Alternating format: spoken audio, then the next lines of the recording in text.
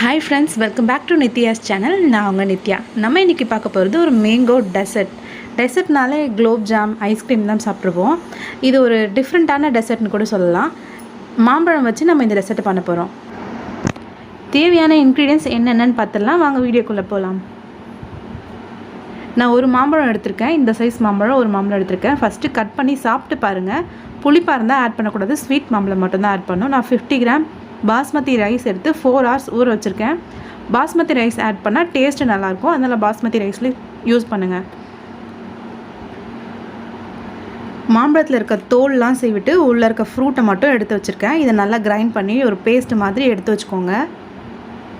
இந்த மாதிரி பேஸ்ட் இருந்தால் போதும். நம்ம 4 hours ஊற வச்சுருந்தோம் இல்லையா, அந்த ரைஸ் எடுத்து ஒரு ஜாரில் ஆட் பண்ணி கொஞ்சம் குறைன்னு அரைச்சிக்கோங்க. ரவை எப்படி இருக்குமோ அந்த மாதிரி அரைச்சா போதும், ரொம்ப பேஸ்ட்டாக அரைக்க தேவையில்லை. ஒரு 10 பாதாம் எடுத்து ஊற வச்சுக்கோங்க. பால் நல்லா காஞ்சி வரணும்.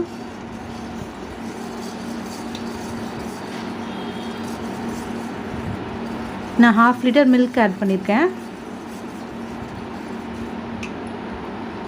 பால் நல்லா காஞ்சி திக்கானதுக்கப்புறமா நம்ம அரைச்சி வச்சுருந்தோம் இல்லையா, அந்த ரைஸை இதில் ஆட் பண்ணலாம்.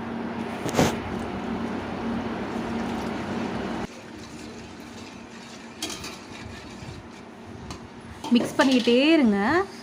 இந்த ரைஸ் நல்லா பால் கூட வெந்து ஒரு திக்கு பேஸ்ட்டு மாதிரி நமக்கு கிடைக்கும்.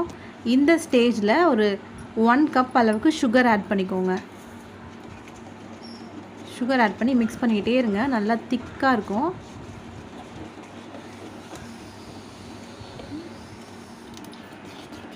இந்த ஸ்டேஜில் நம்ம அரைச்சி வச்சுருந்த மாம்பழத்தை ஆட் பண்ணிக்கலாம். பாருங்கள் கலர் எப்படி சேஞ்ச் ஆகிருக்கு. எல்லோ கலர் வந்துருச்சு பாருங்கள். நான் வந்து பங்கனப்பள்ளி மாம்பழம் ஆட் பண்ணியிருக்கேன். உங்கள்கிட்ட என்ன மாம்பழம் இருக்கோ நீங்கள் ஆட் பண்ணிக்கலாம். நம்ம ஃபுட் கலர்லாம் இதில் ஆட் பண்ணவே இல்லை. மாம்பழம் என்ன கலரில் இருக்கோ அந்த கலர் தான் அந்த டெசர்ட் நம்மளுக்கு கிடைக்கும். மாம்பழம் கொஞ்சம் டார்க்கான மாம்பழமாக இருந்தால் இதை விட இன்னும் கொஞ்சம் டார்க்காக நம்மளுக்கு கிடைக்கும். ஃப்ளேவர் ரொம்ப சூப்பராக இருக்குது, மாம்பழமோட ஃப்ளேவர். நெக்ஸ்ட்டு அரைச்சி வச்சுருந்த பாதாம் பேஸ்ட்டை இது கூட ஆட் பண்ணிக்கலாம்.